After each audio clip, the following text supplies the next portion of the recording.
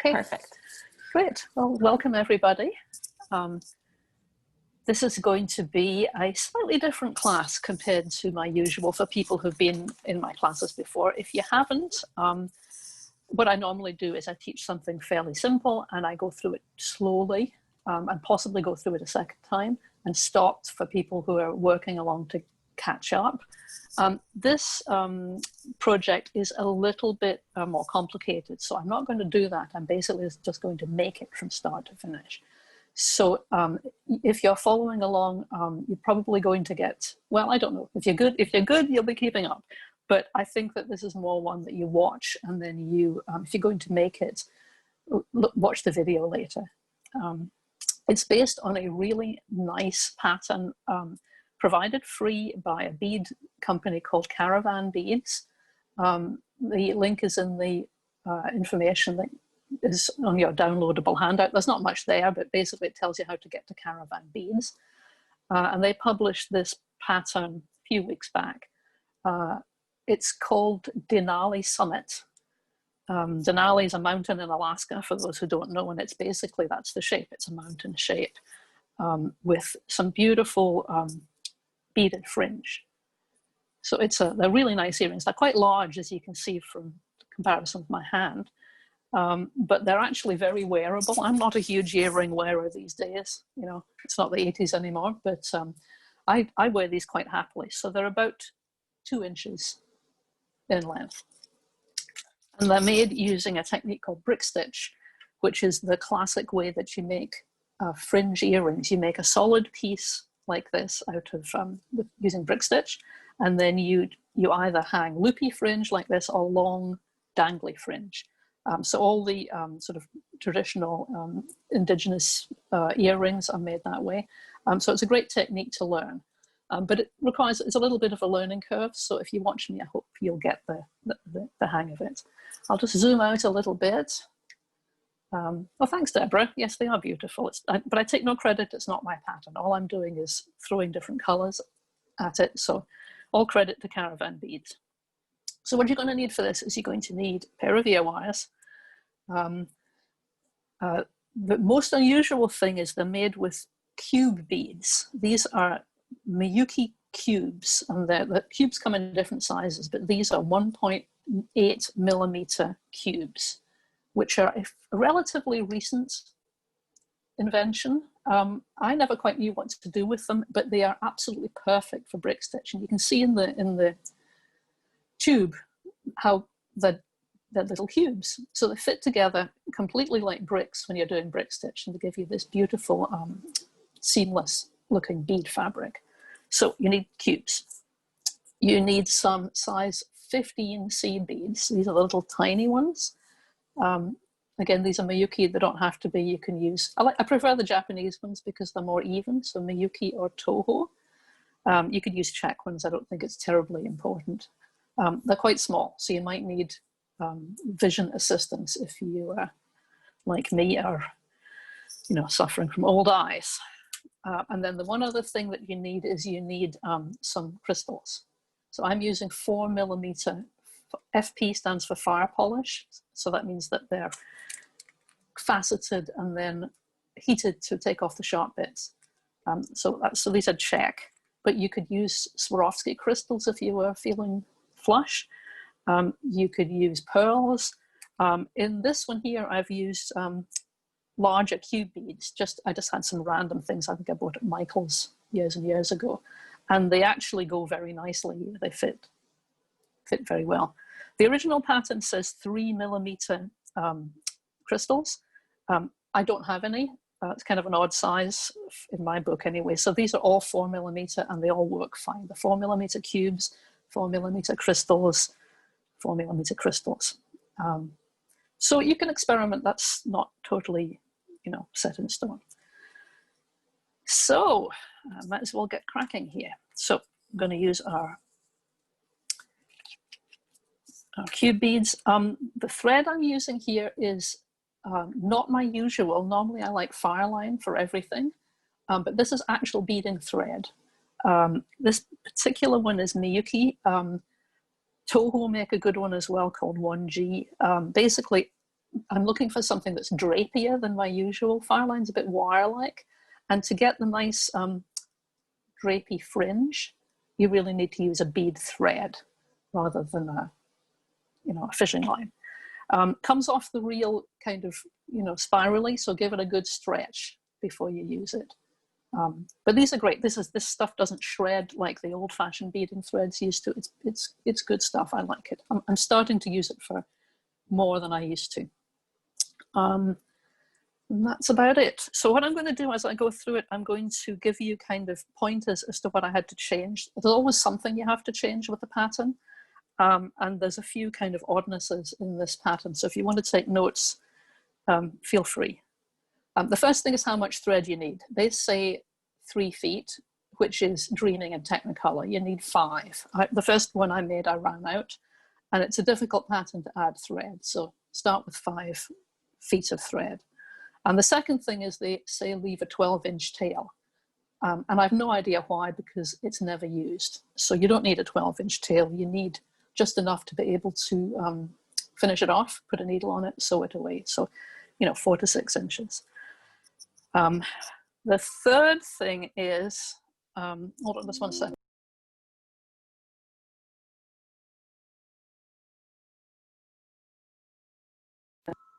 Sorry, delivery, my husband's taking care of it. So the first thing you need to do here is use a stop bead. And a stop bead is any bead that isn't going to be part of your pattern and is clearly distinguishable from it.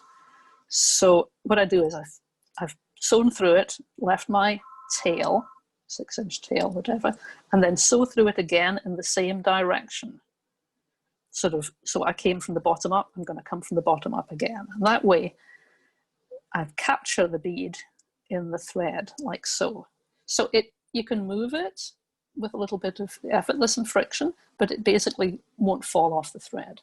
And the reason I'm using a stop bead is that in the next stage, I'm going to pick up a whole string of these, and if I didn't have a stop bead, it's about a 90% chance they'd all end up on the floor. So I'm going to pick up the first row, which is 14 beads. 5, 6, 7, 8, 9, 10, 11, 12, 13, 14. And it's important to get the right number because this is the width of your earrings, and we're starting along the bottom row of the triangle. So let me just double check that number. 2, 4, 6, 8. Now that's a slightly wonky bead, so I'm going to get rid of that one.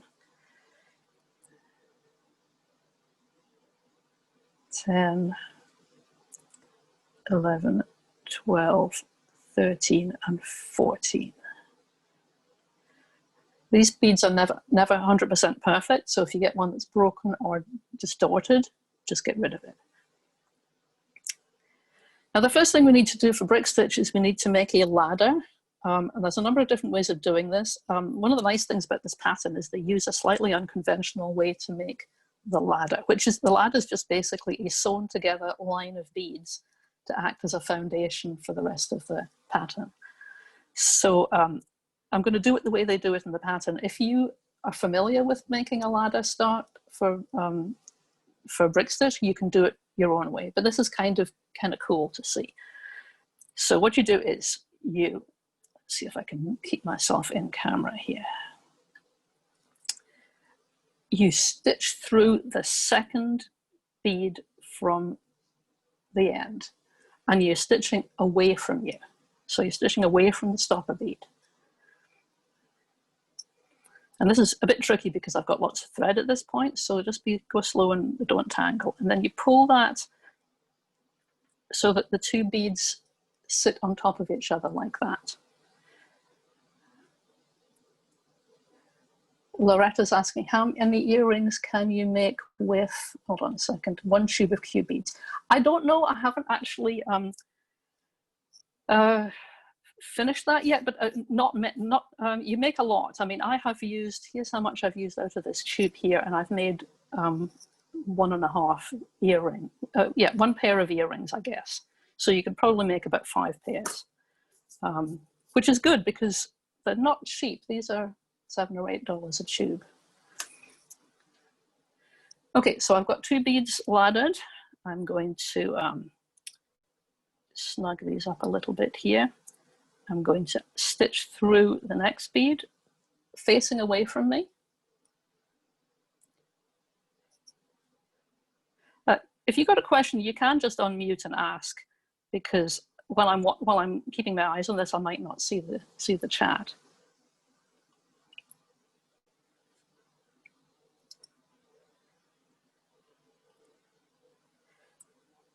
Okay, so it might take a little bit of coaxing, but you see how this is forming like a stack of bricks? That's called a ladder. Each subsequent bead you have to stitch through, like pointing away from you. If you do it the other way, it won't work. And it is fiddly. A lot of traditional Indian beadwork starts with a ladder made of bugle beads, which are a lot easier to handle because they're long. So there's a lot more to hold on to.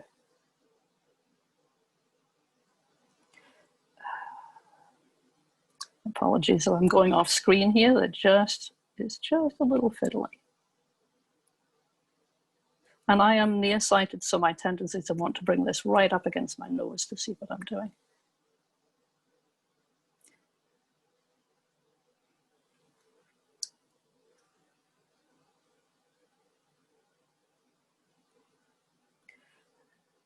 I'm actually more proficient in the regular technique, but I figured it's kind of a neat way of doing it. And I think once you get good at it, it's fast.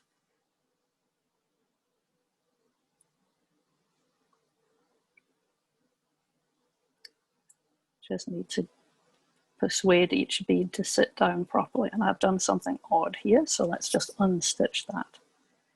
I think I missed the bead. Yeah. Oh, I know what the problem is. Let's change my glasses.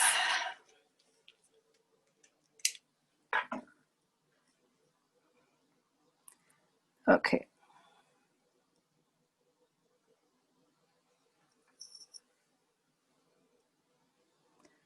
Yeah, I stitched through the wrong bead. So go through here, pointing away from me. If I go off camera or you need me to zoom in more closely, just speak up, because I'm quite prepared to adjust my working position so you can see what I'm doing.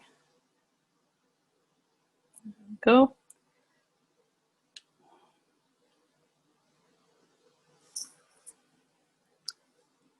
I've got a little tangle here, but it's not getting any worse, so I've just been ignoring it. However, that's not a good idea, so let's unpick that.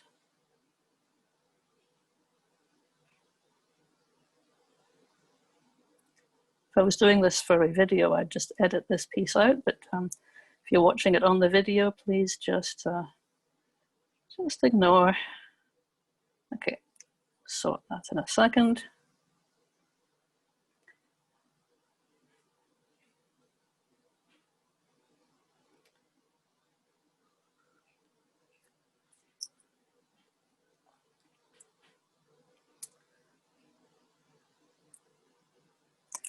Okay, I'm going off camera to fix my little tangle. Sorry about this. Any questions while I'm doing that?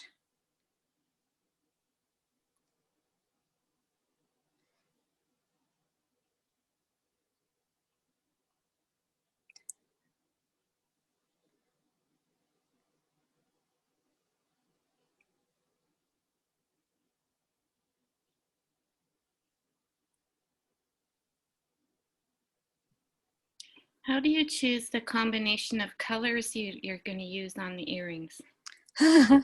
That's entirely up to you. I just look at what I like and what I have, and I just move them around and put them side by side until I find something that looks good. I was going to do that. I like that orangey pink color, and I was going to do that with gold, but the silver crystals fell out of the box, and I thought, oh, that might work. So I just tried it. I mean, basically, you just have to try. stuff. And these crystals here are particularly cute, I think. They're quite shiny. And a sort of mirror ball effect. And I thought, yeah, why not? Okay, I don't want to have to start this over, but this knot is being a little recalcitrant. So just bear with me. And that's because I just continued and didn't try to fix it. So learn from my mistakes.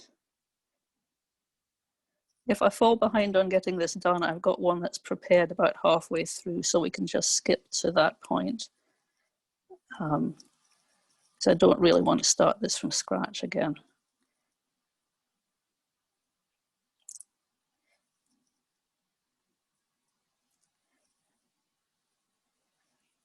This is a good example of do what I say and don't do as I do. Oh, here we are, we've got it.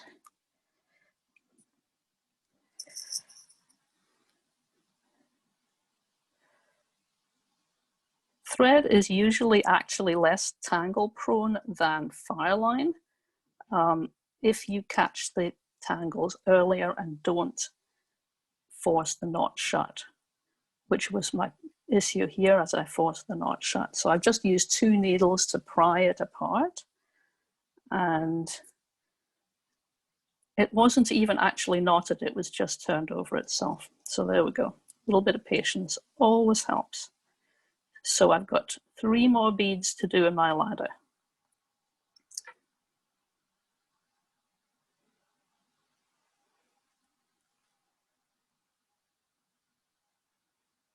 Three, 2,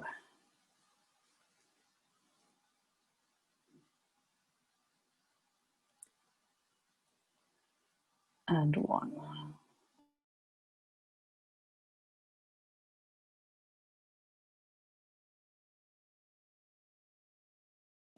And at this point, you can actually get rid of the stopper bead.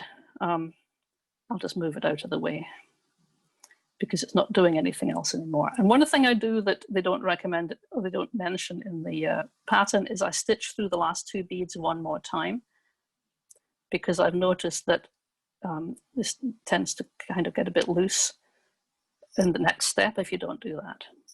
So I'm just leaving the stopper bead, and I'm going to keep the tail here to hold on. This tail doesn't do anything, so as soon as you feel like, you can finish the tail off.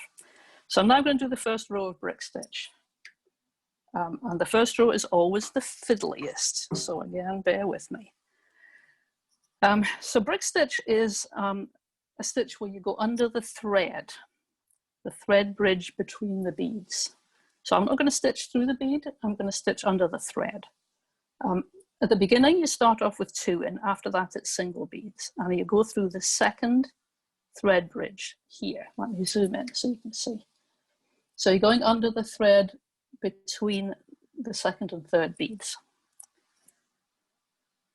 So these 2 sit on top, and then you immediately come back up through the bead that's on top of the thread bridge. And it will come apart, but that's okay. And when you pull it down, it snuggles down on top of the previous row. Now you see this bead here is at a kind of a jaunty angle. Often you can just ignore that because subsequent steps will straighten it out. But what I'm going to do, I'm going to do what they do in the pattern, and I'm going to stitch this bead in place. So I'm going to go down through that bead, under the thread bridge, and back up through that bead, which then now sits totally square on top of the first one. And then I have to do this one again to get the thread back into the right position to continue. And this is the moves for brick stitch. So you pick up a bead, you go under the next thread bridge here. You come back up through the bead that you just put in. Can you see that? And then you pull it and the bead just sits beautifully, and it is exactly like brickwork. So it's a lovely stitch. I was a bit dubious when I first learned it because I'd never done anything that involved sewing beads to the thread rather than sewing beads to beads.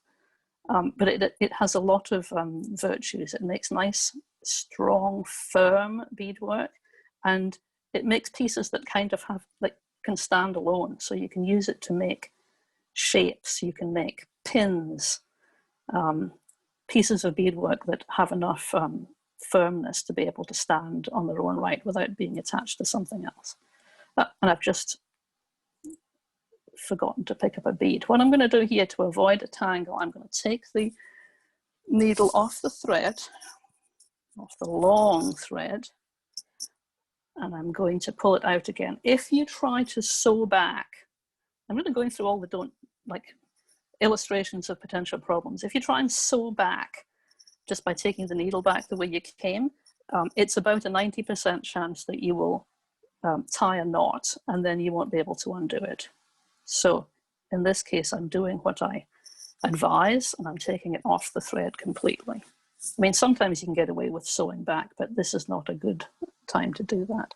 So pick up the bead through the thread bridge. And this is why this particular earring takes quite a long time. So you're going to watch me doing brick stitch for a bit. I have to make 3 rows of this. So I'm going to finish this row and do 1 more. And then I'm going to do the little feature detail here where you get the lines. So you can look forward to something slightly more fun. But in the meantime, this is me doing brick stitch under the thread bridge, up through the bead. Normally when I'm demonstrating, I'll use like a thick black thread so it's more visible, but it really doesn't work for this. It's too thick for the beads. These beads are actually slightly transparent, so it just makes them look dingy, and I tried it and I didn't like it, so I decided to do it with proper thread. This is a kind of a silvery gray, which doesn't show up on these beads at all. It's kind of a nice color. If you're going to use a bead thread, you can match it to your beads. It's not necessary, but if you're using a transparent bead, it does change the color. So you can either use that to your advantage in designing, or you can make it not be an issue by picking a color that matches your beads. So here I am getting to the end of the row. Because the beads in brick stitch sit on top of the thread bridge rather than on top of the previous bead, they're all set off by half a bead, sort of exactly like a course of brickwork. So that means that if you don't do any deliberate increases, you're always going to end up, each row will be a bead shorter than the row before. So that's why it lends itself really well to doing triangle shapes, which is what we're doing here. So isn't that handy? So turning around, I find it easier to work towards me, especially when I'm on camera, because it's easier to show, but you can do this in either direction, whatever you're comfortable with. So starting the row again, you pick up 2 beads rather than 1. You go through the second thread bridge.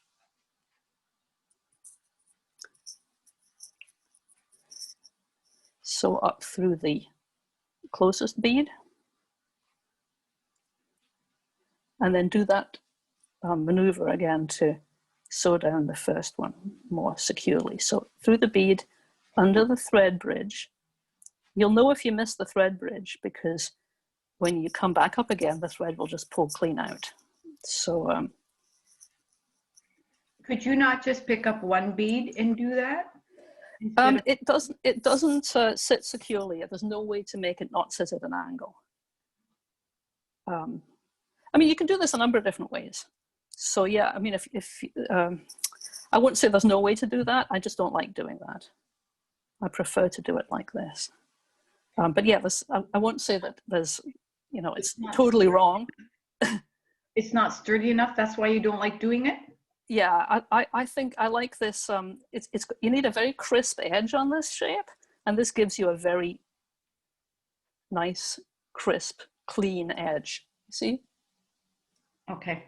But you know, your mileage may vary. This is not an exact science.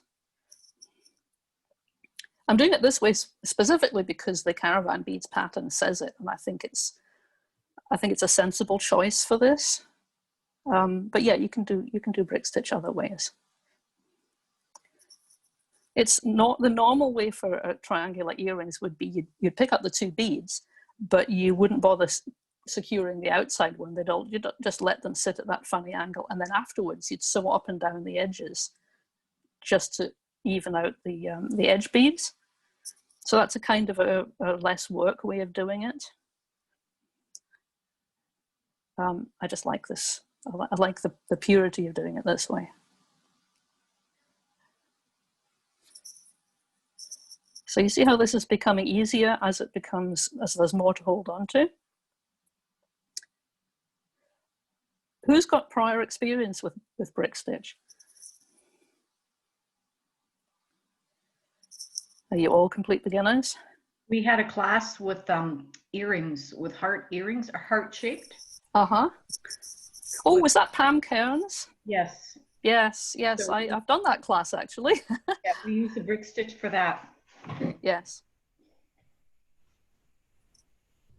Okay, so that's a good learning example. And you with the heart shape, you can see that you can actually shape the piece. Brick stitch is very good for making shapes because you can increase and decrease and I'm not quite sure where I was going with that sentence, but yeah, you can do increases and decreases. Decreases are always easier. So sometimes if you have a complicated shape, you start in the middle and work outwards to avoid having to do increases. This is a stitch that you have to think about. You can't just sit and do. You can't. Well, you know, I can sit and do it, but I've done it a lot. But it's like, yes, it's not intuitive if you haven't done much before. I mean, it's when you have a pattern, you have to think about your pattern as to oh where yes, to start, because of the stitching, it decreases. So like you said, you yes, start in the middle. yes. And You got to think how you're going to get there from here, right? yes, yes. Okay, now what we've got to is we've got to the fourth row, and the fourth row is where we start bringing the pattern in here. So this is where I need my size 15 seed beads, the little teeny ones, diamond dust. And we're going to pick these up in stacks. So what looks like just a row of silver here is actually a row of a silver stacked on top of a cube bead. You'll see what I mean in a minute. So I'm going to pick up the first two stacks, and that is a cube, two 15s, and a cube. And you may be going, huh? But wait till I've put them on. So I'm stitching under the second thread bridge here. And what I've done here is I've got two little stacks of a cube and a size 15. So I'm going to do the start of the row maneuver. I'm going to go up. Let's get a bit more zoom here. I'm going to go up through the stack with the cube and the 15. I'm going to go down the stack here under the thread bridge, through the pair. It's hard. Sometimes you find that you're missing the 15, but it's pretty obvious if you missed it, and then you can just catch it the next time. Down through the 15. Oops. Don't pull this first pair too tight because it'll be hard to catch both beads. Under the thread bridge.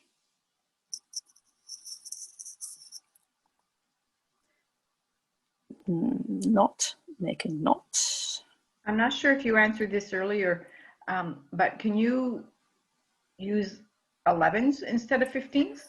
I don't think you can. Nobody asked that earlier. I think that I think I've pierced the thread here, which is the thing that you do if you're if you're hurrying. Yeah, there's not much space. in the structure, and I think 11s would stick out too much. But you can try it. You know, like things work that you don't think would work, and you never know until you try it. Okay, little patience undid that. I didn't pierce the thread. When I say pierce the thread, if you put your pointy needle right through the fabric of the thread and split it, you will get into a world of problems. So try not to do that. So I don't know, my thread is so, like I made one of these this morning and I didn't have any of these knotting problems. So maybe the humidity has gone down or something. That's because maybe it's static. Yeah, I suppose so. But, you know. Okay, so continuing on, it's a 15 and a cube.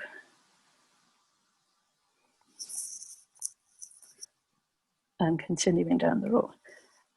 And you can see that it would be pretty difficult to do this with just the 15s, but because you're doing a stack, it's actually quite easy. And that's another nice thing about brick stitch, is that it lends itself towards stitching stacks of beads instead of just single beads. So you can do like a 2-drop or a 3-drop or a 4-drop brick stitch, and it grows much faster because you're putting in that much more with each row. If you wanted the silver to be more obvious, could you stack 2? Yes, absolutely you could, yes. You could do that quite easily. You can also use bugles stacked up on end. If you know, bugles look really nice in brick stitch. It's one of the traditional uses for bugles. Not just to start it, but also to incorporate it.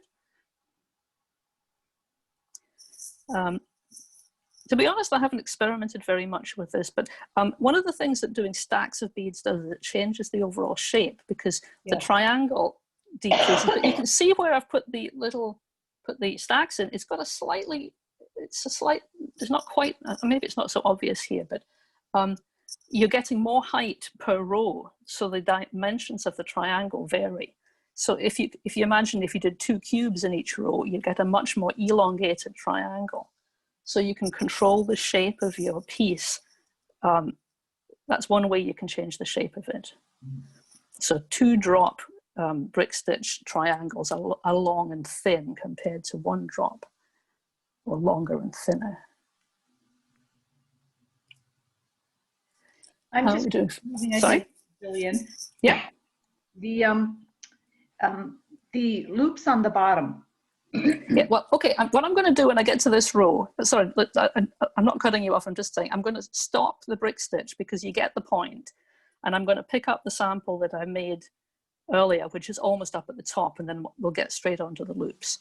So go ahead and ask your question about the loops, but we're getting there soon. Yes, yes.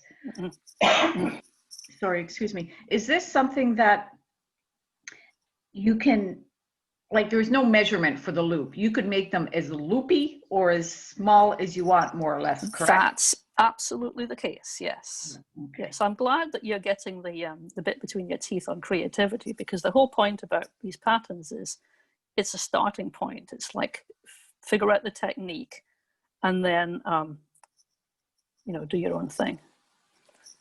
Right, so I'm going to stop this one at this point, partly because I don't trust this piece of thread that I'm using. Okay. Jillian, but also, yes? Can I ask you to just turn around with that and do the next brick, just a couple of, like 1 or 2 stitches of the brick?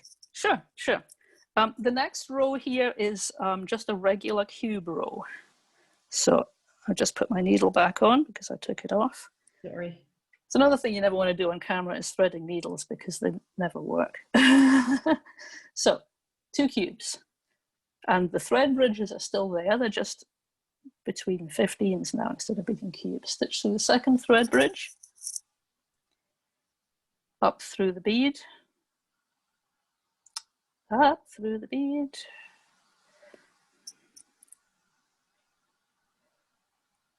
down through the first one and the thread bridge. Oops, did I go through the bead? Make sure I go through the thread bridge and not the bead, yes. Okay. So it's basically the same. It's exactly the same. It's just you treat the stacks of beads as if they were beads. up through here.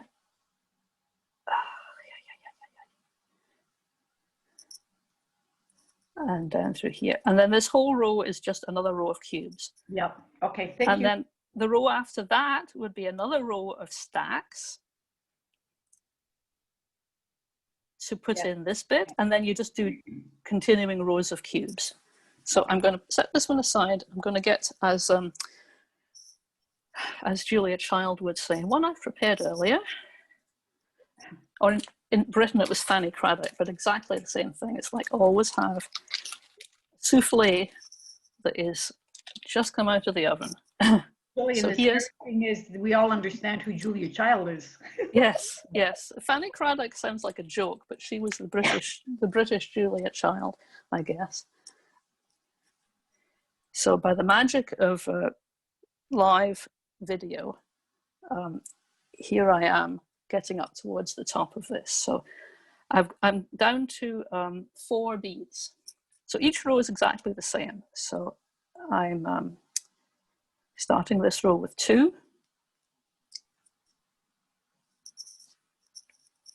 I'm doing my reinforcing maneuver here, up through. Let's make sure I didn't get a tangle here. And of course I did. So I've got my 2 beads in. I'm stitching up through the first one. Down through this one under the thread bridge. And you're going to keep decreasing until you get to 2 beads. So this row I'm at 3. Well, I'm not 3 yet, but I will be at 3.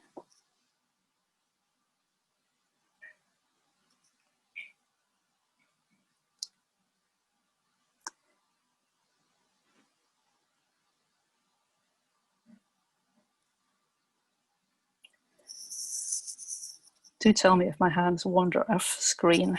I really try to stay on camera, but it's too many things to watch sometimes. And this one here, there's only 2 beads to add.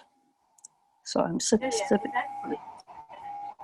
stitching through the second thread bridge, which is the last thread bridge. I'm securing this one, and I'm securing this one. I don't actually need to go back to the first one again because I'm not going anywhere with this thread. So here I am coming out of the top of the piece.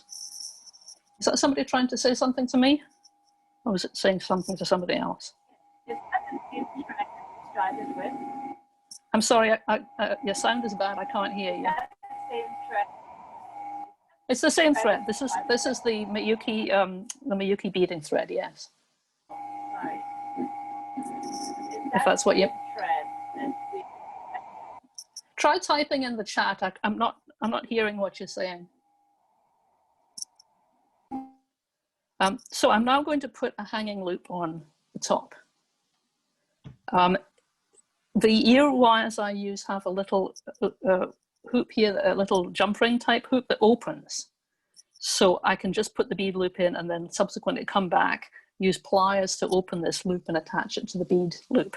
If you have an ear wire that you can't open, you actually have to insert it at this point. So do double check before you get yourself in a situation where you can't use your ear wire.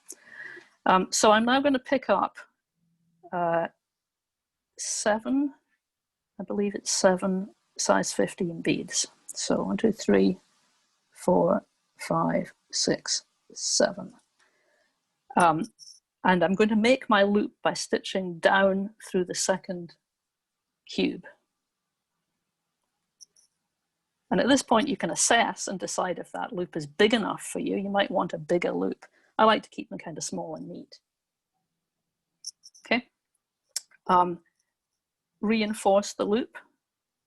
So go around it again, making sure you don't miss any of those beads because it will make it hang wonky if you do. So stitch through all of the beads carefully. That thread, Jillian, Yeah. I'm sorry. Yes. When you go like where you are now, yes, and you go over to the other cube, will that thread be hidden or will it just show a little bit? It shouldn't show at all. If you stitch over, like here, I'm stitching over like so. Yes. And you pull it, let me zoom right in. It should just disappear between the beads, yes. Okay. right? Yep. Okay. Now, if you keep going repeatedly in the same place, eventually it will form a bump and you'll see it, or it will get to the point where it distorts how the piece hangs. So, you know, within reason. So I try to like take the thread through different paths if I can. Okay, I'm only going to reinforce this twice. You can do it 3 times if you feel it needs to be more secure. And then what I'm going to do is I'm going to stitch over to the side. Let me just figure out my path here. I want to, sometimes it's a little tricky to figure out how you're going to get from A to B without, you don't want to obviously cut across any of the beads. So I'm just zigzagging across here to get my thread in the right place. Why can't you continue going downward? Because I would never get to the edge. I want to get to the edge. But you can go over one as you go down. Yes. That's faster. Sure. Okay, whatever. Anyway, I'm down the side here. And that gave me a little bit of reinforcing, because all the changes of direction mean that if I pull on this, there's a lot of security. It's not going to pull, the loop's not going to pull and stretch. So anyway, the point is you're getting to the bottom of the piece like that. And this is where you start adding the loops. So we start with the outside, the biggest loop first. So I'm going to string everything that forms this loop. And then we're going to fill in the middle. So this loop consists of sections of a 15, 3 cubes, a 15, repeated 5 times, then a crystal, and then 5 more repeats.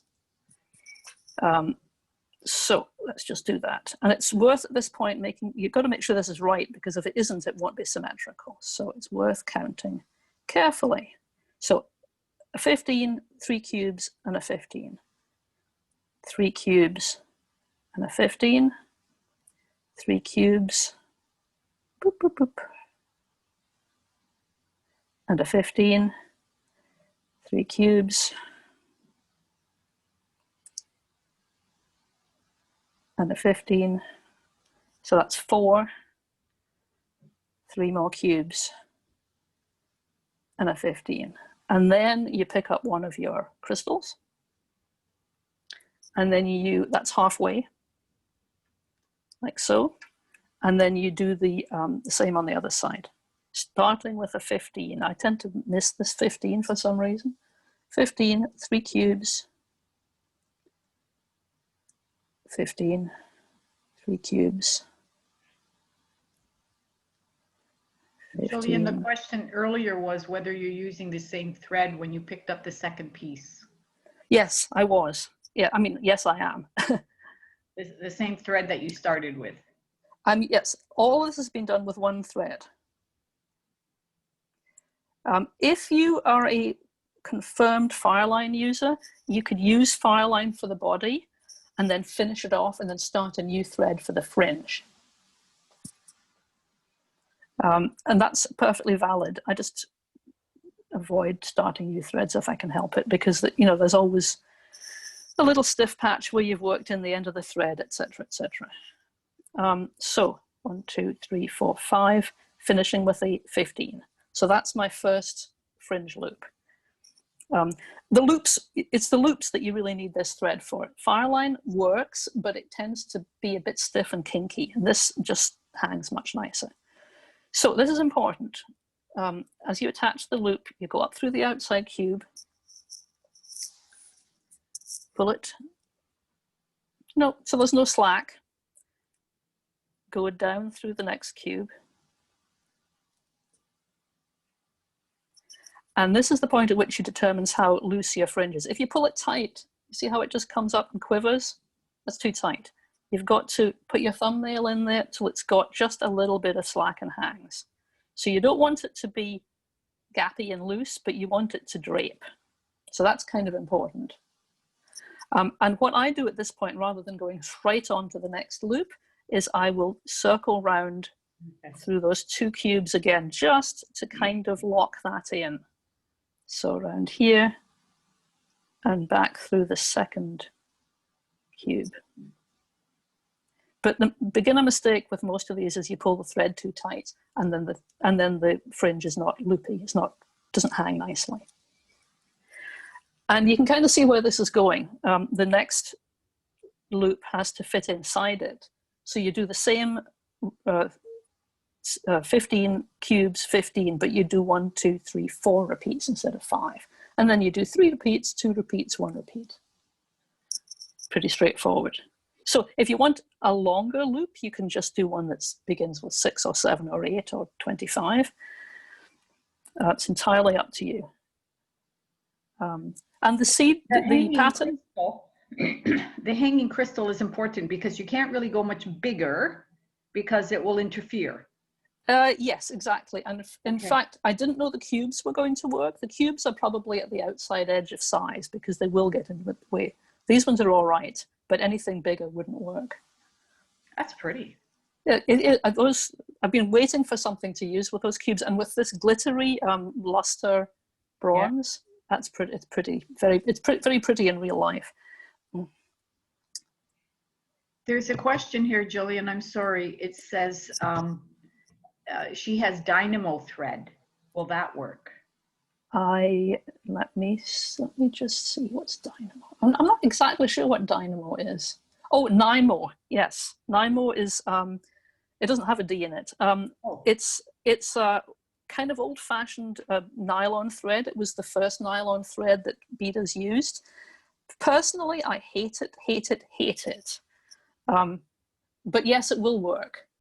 The only problem is it tends to shred, and you've got to be careful that you don't put the needle, that you don't pierce the thread, because it's fluffier than these modern beading threads. So with care, yes, you can use it, but it's, I wouldn't say it's not the optimum. But it's certainly cheap, and it comes in all kinds of colors, and it's still very widely available. Is that helpful? It wasn't my question, so I'm going to say yes. So, that was Cindy, right? Cindy, did that help you?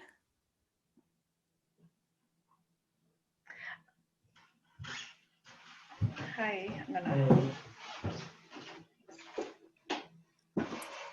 Okay, I'm just getting rid of the chat here.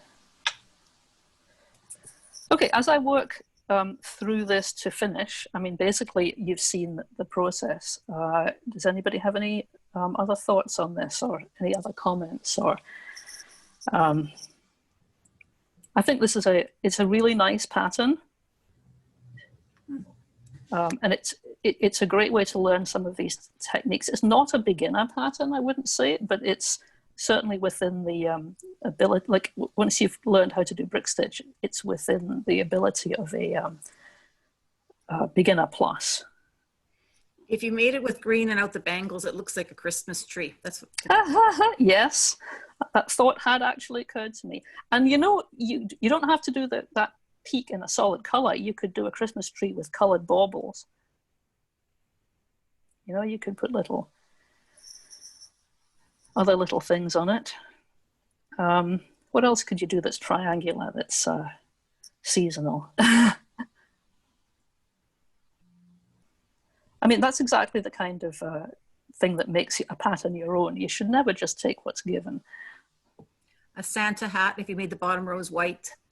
In fact, I've seen Santas like this, so that this is a beard, and this is Santa's hat. And if you want, you could stick little eyes in it, but it's kind of like a gnome. You could do a gnome, the same thing. It's a hat and a beard. How many beads did you start out with? I'm sorry. 14. Okay, so if you could do like the outside fringe, but maybe hang in the middle something like a teardrop, or I'm thinking a snowman myself, but yes, you would, if you just left off that last row of fringe, there's a space to hang a single crystal or something. Yeah. But yes, the Caravan Beads site gives this pictorially step by step. And also, of course, because they're a bead store, they give you links to all of the beads that they want you to buy and all of the tools, etc., etc. But really, the only specific thing that you need for this is the cubes. In fact, you could make it with something else. You don't need to use the cubes. You can use ordinary size 11 round seed beads would work pretty well for this too. It would be smaller, I think, but you know, you just experiment with it. If Sorry, it's too again, small, I'm not sure. sorry. Did you talk about Delica beads? I haven't done this in Delicas. Delicas are a fair bit smaller. I mean, they are sort of brick shaped. They do. You can make beautiful brick stitch with Delicas. If you did that, you'd have to do a certain amount of rescaling of everything else because they would be the earrings would be much smaller. And to be honest, I haven't tried it, but it would you know it would certainly work. It's just a question of what size crystals would fit. Would the 15s work? The 15s would work. I'm quite convinced of that. But you know, that's up to you to try, I guess. Do you have to start with this even number or odd or can you start with odd number? You could start with an odd number. I mean, this has got 14.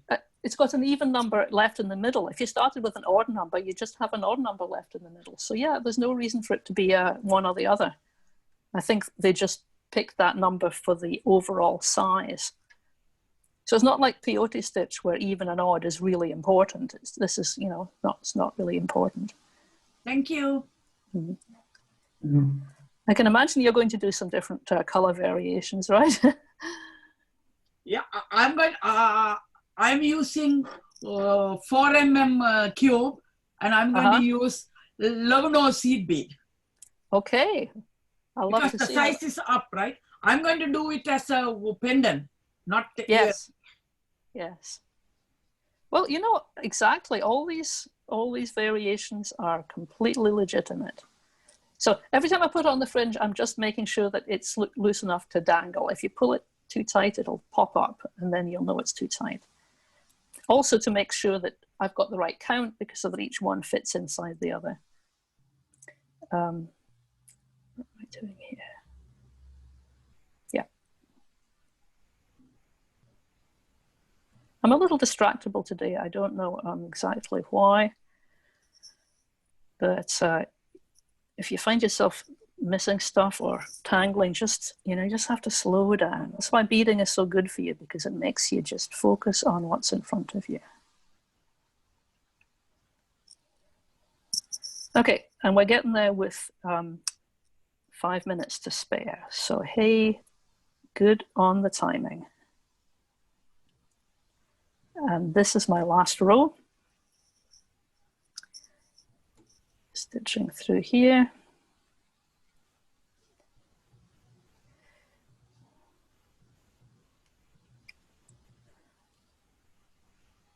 I'm doing the little turnaround on the last row as well, just to lock it in. Fringe is kind of vulnerable. You can catch fringe on things, so you want to make sure that it's not going to pull out. And then the finishing off here is, in brick stitch, you basically have to do like you would do with peyote stitch. You're going to stitch into the beadwork and you're going to change direction a few times. Just simply stitching through a few beads isn't going to secure your thread. You need to stitch through a few beads and then you need to do some direction changes. So in the Caravan Beads thing, they say do a figure of 8, which means basically coming down and again, making sure that when you pull it, that little lip of thread disappears inside the beads. I don't know if you caught that, but I'll do it again. I'm going to come up through here. So you're not doing any half hitches here? I'm not doing, I don't like knots in brick stitch. I think it makes lumps. I'm just doing changes of direction as you would do in peyote. And so long as you do like at least 3 changes of direction, it's very secure. However, you know, if you're a knot person, feel free to do knots. With round seed beads, knots are more appropriate because they You can hide. they hide better. But with this, the texture of this is so smooth that the knots would cause it to not look good. So I've done a few turnarounds here. I'm going to pull my thread tight and cut it. And as they say in the old country, Bob's your uncle. And there, Bob's your uncle. It doesn't mean anything. It's just like, there you are. And now I have a pair of earrings. So I'm pretty having difficulty with the loops up top. You always say use an odd number, which I do, but my hook does not sit on the bead. It still finds the spot between the beads. That's interesting. Without actually seeing it, I couldn't really say why. Are your loops very big or loose? No, I snug them tight as long as they curl, right? I go through them twice or 3 times, depending on how much room I have. But I don't know why or how, it always finds, the hook always finds between the beads. If the loop is pulled tight, the hook should still not actually get as far as riding on the thread. You know, if the hook is actually between the beads and on the thread, then the beads weren't snug enough together to keep that from happening. So I'd like reinforce your loop a bit more. I'd go through it 3 or 4 times if you can. Okay. But you know, it's a minor problem. As long as it still hangs nice and looks okay, I wouldn't worry about it. Okay. I'm just looking at my other loops I did here. These ones are nice and pointy with 1 bead on the top. Yes. This one, That's it's got 1 bead. It's got 1 bead on the top, but for some reason it didn't sit so nicely. But when I put some pressure on it, that bead pops up to the top as well. So I don't see how an ear wire could actually. I suppose if it's loose enough, it could find the thread on either side of that. But you basically want the loops to be pulled snug. Yeah. Okay. Okay. Yeah, but if it's not the end of the world. It's earrings don't get a huge amount of stress on them, so it'll be fine. I don't think I've ever had a thread break at an ear wire. Usually what happens if an earring's going to break is you'll catch one of the fringe loops on something and break that. And again, that hardly ever happens. So there you go. We are at 12:59. This is my next class. This braided bracelet with the beads in it. It's a braided cord with number 6 seed beads. Comes in lots of colors. This is a fairly muted version, but I've got some other pretty colors. And that is not next week, but the week after, I believe. But as I don't know if you're on earlier when I was talking to Joanna, it's not in the calendar yet, so I can't give you the link for it. How's it tied on? It's got a loop and button closure. Okay. I like loops and buttons for everything. These little buttons are tiara cast, and you buy them in jewelry stores, and you just basically tie that with a knot. And the other end is a braided knot. And the clever thing, this is my design, though it's pretty simple. I'm using a large crimp cover to cover the knot that makes the loop, so it acts like a focal, like a feature. Pretty. Yeah. So, any last words? Because I don't suppose anybody's finished anything they want to show. That was a pretty swift thing. Thank you, Cindy. Okay, well, if everybody's good, I'm just going to wrap this up, and you'll be getting the video in your email at some point. Thank you very much. So yeah, thank you too. Have a great week. Take care, everybody. Thank you. Thank Okay, you. bye for now. Bye.